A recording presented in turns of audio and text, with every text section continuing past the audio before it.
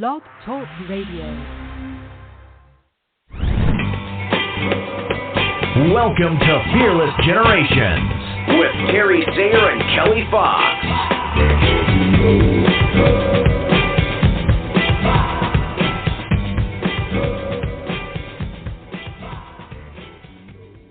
Hello and welcome to Fearless Generations, 12 Steps to Freedom. I am Kelly Fox, and tonight we are starting Step 3, which is connection. And this is introduction night. You know what that means? It means anything goes. And we're going to be talking about all things connection. And I think that December is a perfect month for it because we get connected even more this month. So let me get the show rolling and welcome my beautiful co-host, Terry Sayer. How are you doing today, Terry? I'm doing great. It's nice. We were gone for the weekend. It's nice to be home and connect with familiar things. Yeah. We had lovely connection this weekend. And it's fun to be home and back with the kids and my hubs. Mm-hmm. So all kinds of good connection. And today is my now 16-year-old daughter's birthday. So we had some special connection going on today as well. Happy birthday, Lily. Yeah. Happy birthday. So let's get this show on the road and welcome our guest coach tonight, her first time to the show, so we're super excited. So please welcome Erica Lavelle. Hi, Erica. Lavella. Welcome. Lavella. Thank Sorry. you. Yes. That's okay. Up. I apologize. Well, we are excited to have you here. And we would love for you to share with the audience, what is it that you get to do and who is it that you get to serve? Oh, thank you for asking. And I love hearing about your ladies' connection over the weekend, and happy birthday to your daughter.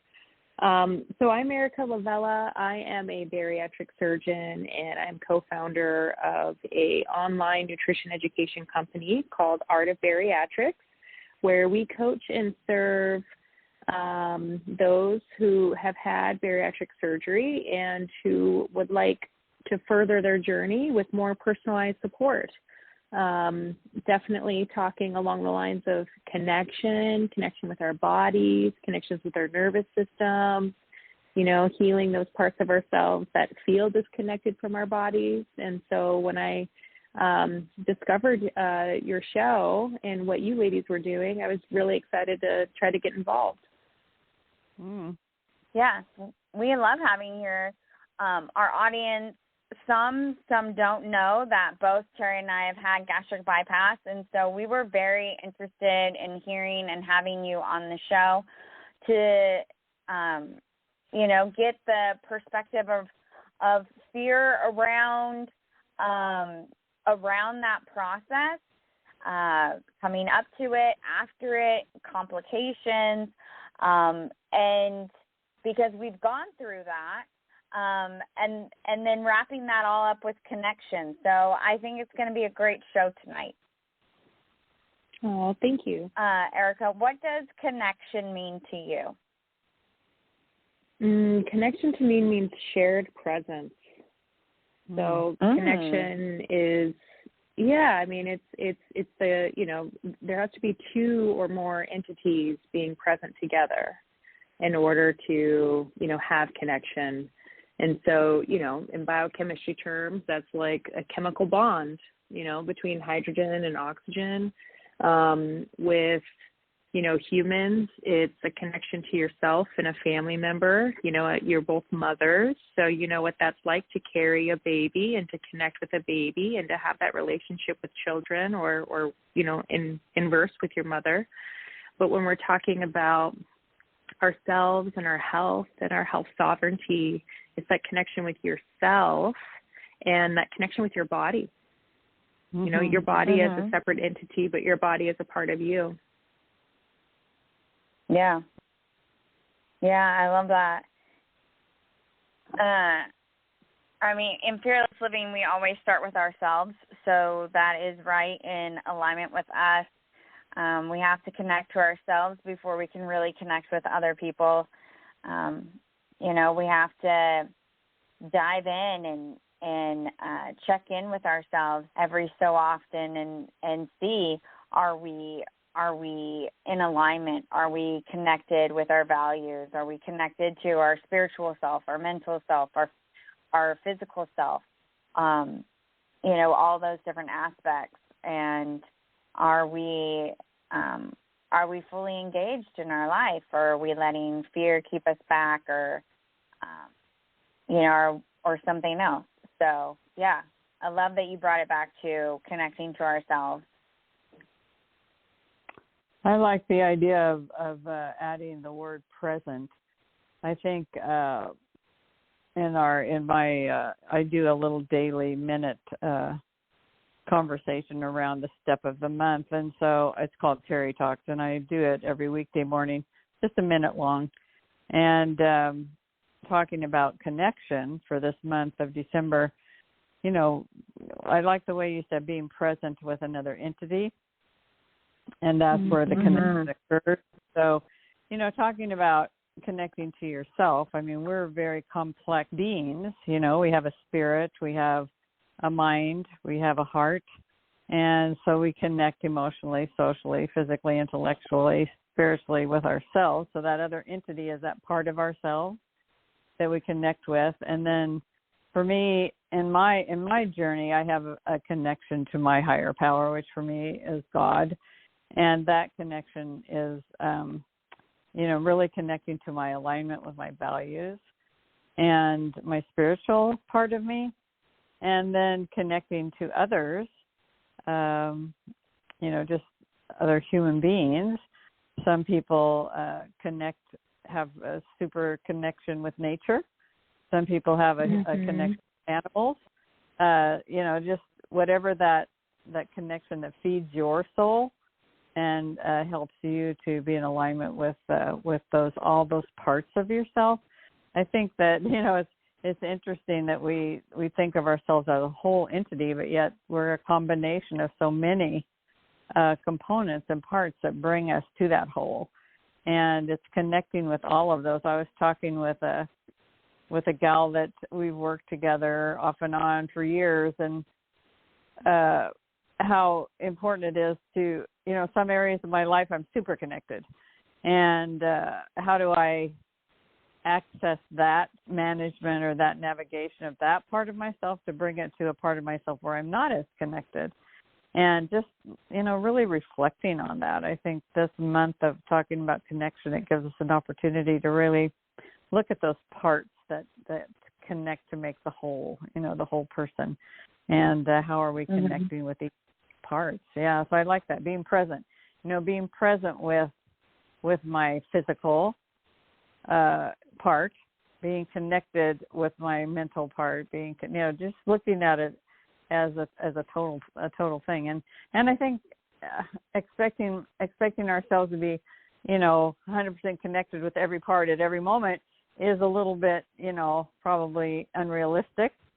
But that desire to connect to our parts and bring our whole being into alignment or in being present. So I like that I just love that word when you said that as a part of connection. Yeah, that resonated with me right away. I'm glad, Terry. Yeah. Yeah, and the like you said, different people connect more strongly with nature. They connect more strongly with the plants that they grow in their home.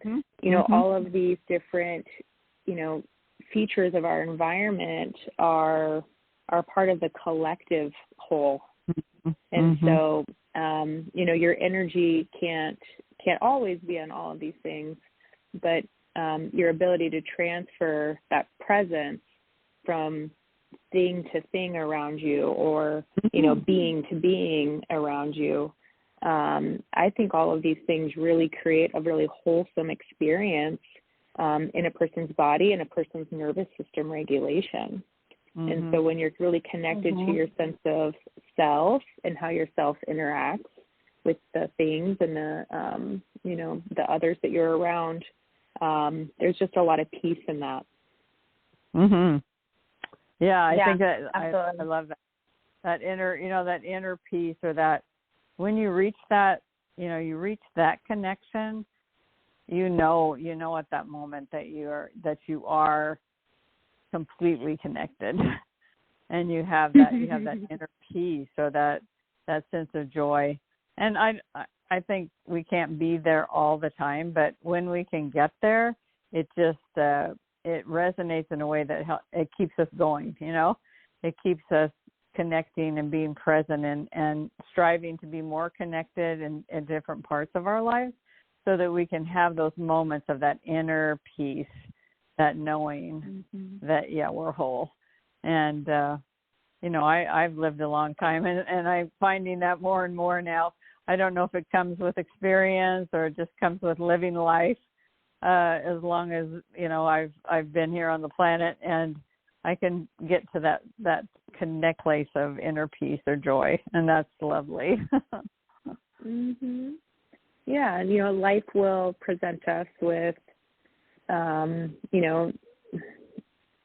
don't want to say necessarily problems, but we can experience grief, we can experience anger, and we can experience interactions with other people who aren't as regulated or as aligned as maybe we want to reflect.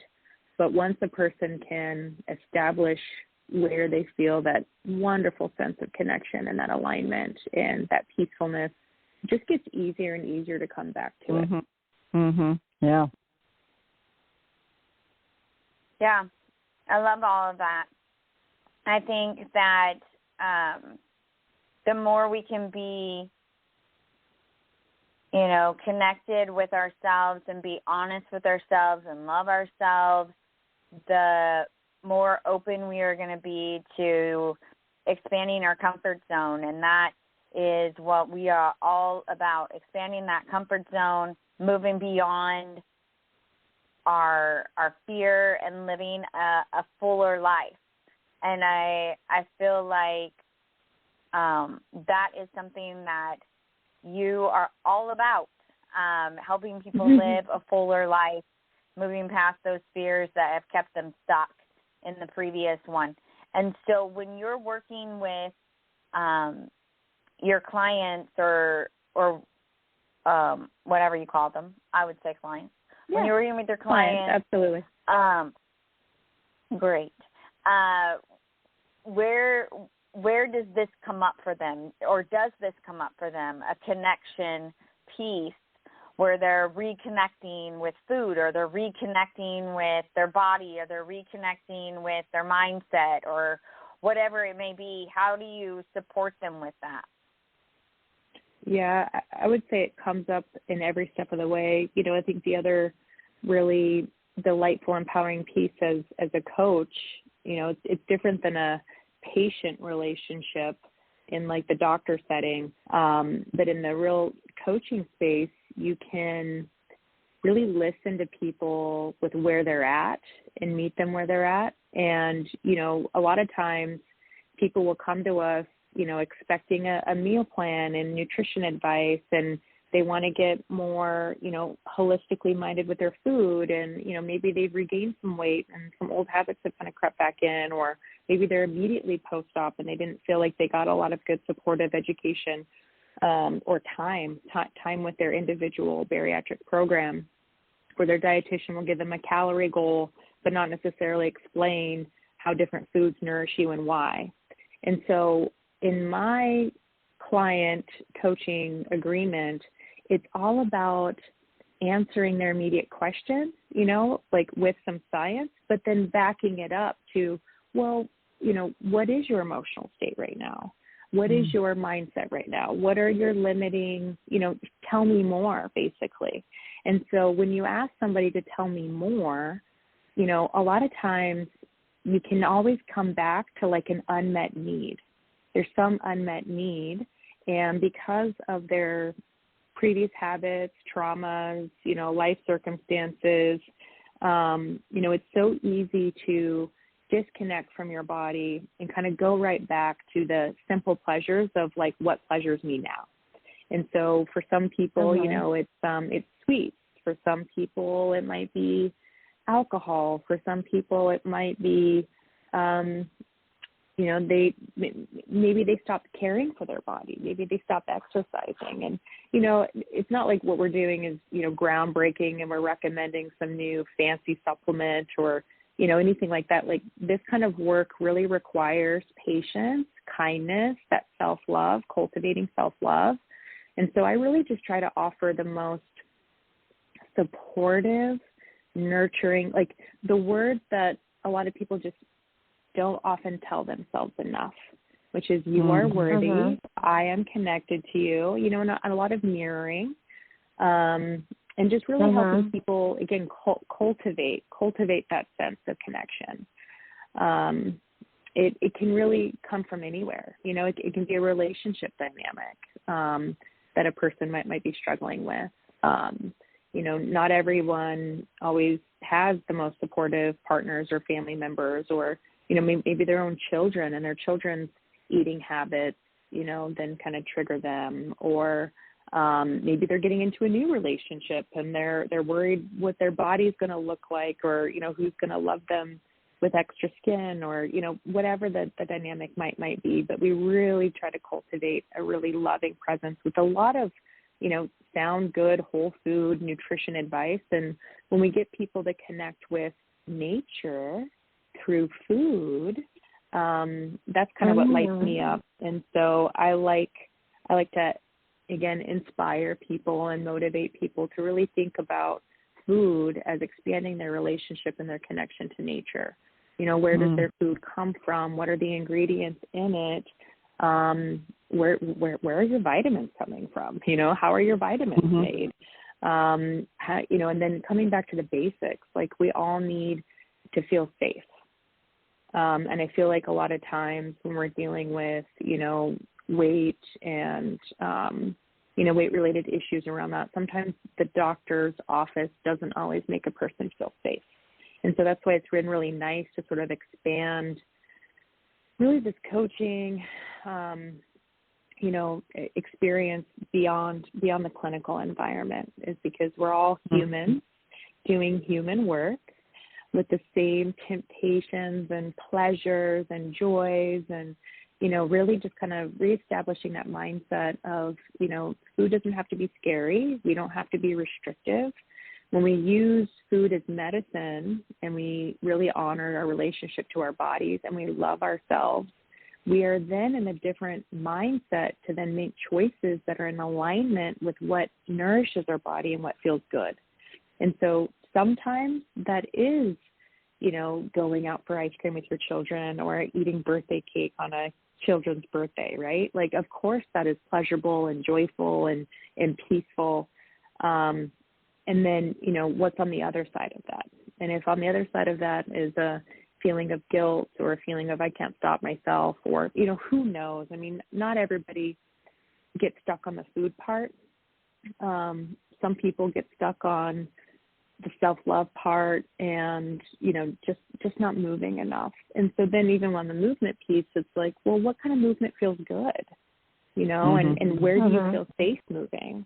You know, do you feel safe going for a walk out in nature? You know, are you lonely? You know, maybe this is the time to get a puppy that we can walk and take care of and, you know, connect with.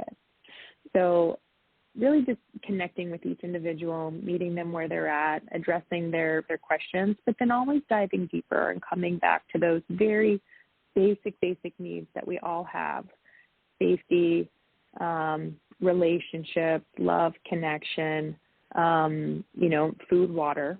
Absolutely. Yeah. Hydration. Hydration. Yeah, it's a big one. Yeah. Sometimes bariatric programs focus so much on protein and calories that, you know, people will come to me and, you know, they're drinking protein shakes and, you know, eating chicken breast and, you know, they're all constipated and, you know, it's like, oh. So We meet people where they're at, and we listen to it all, and we take it all in. So a lot of the people that you coach, you're making that delineation between coaching and being a physician.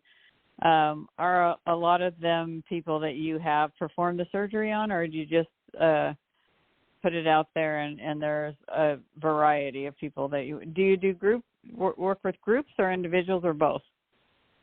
We do some group, mostly individual. We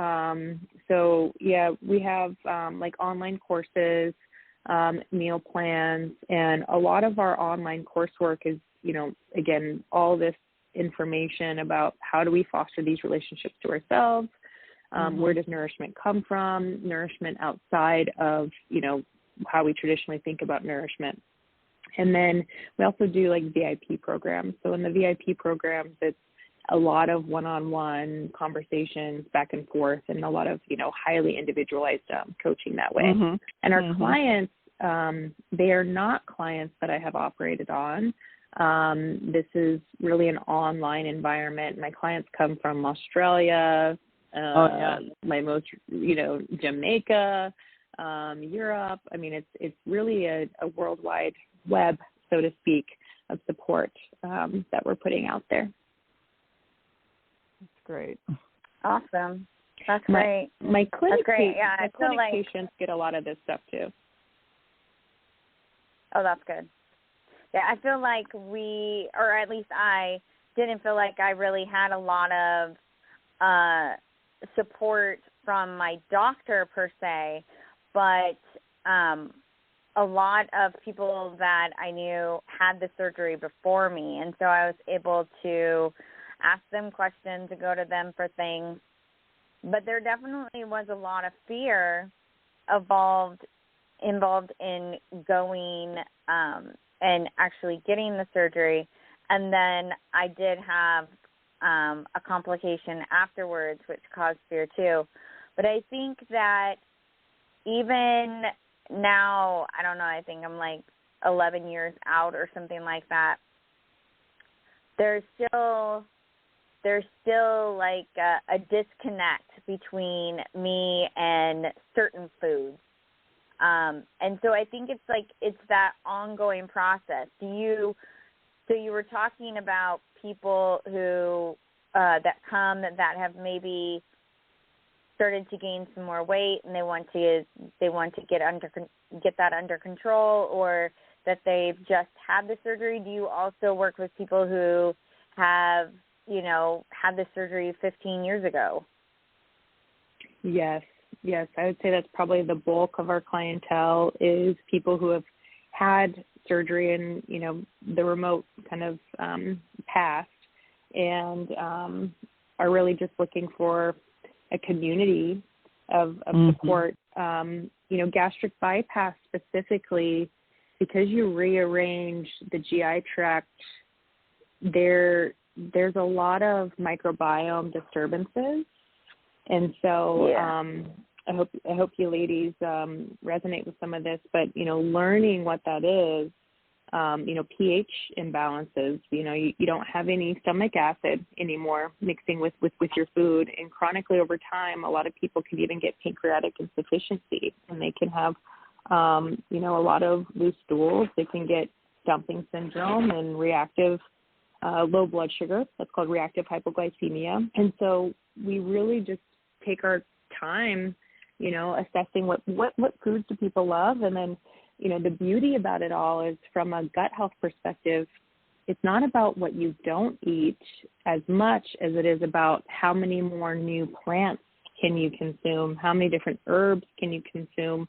The more variety of whole foods you have in your diet typically represents a more healthy gut microbiome environment. And when the gut microbiome is healthy, then you hormonally are healthy. You make most of your serotonin and GABA, which is another neurotransmitter for relaxation and peace.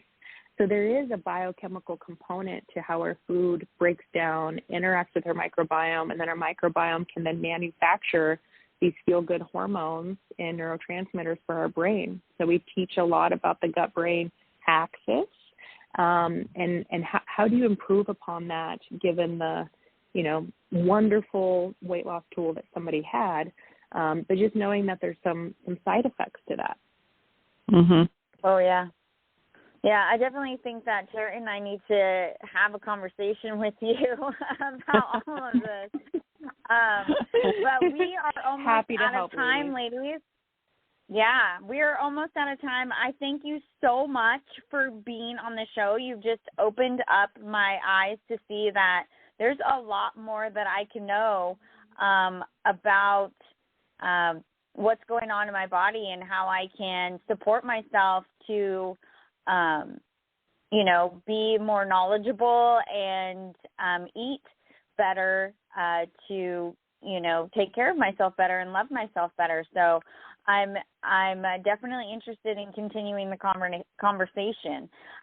But we want to give you the opportunity to share your contact information with the audience and anything else that you would like to say.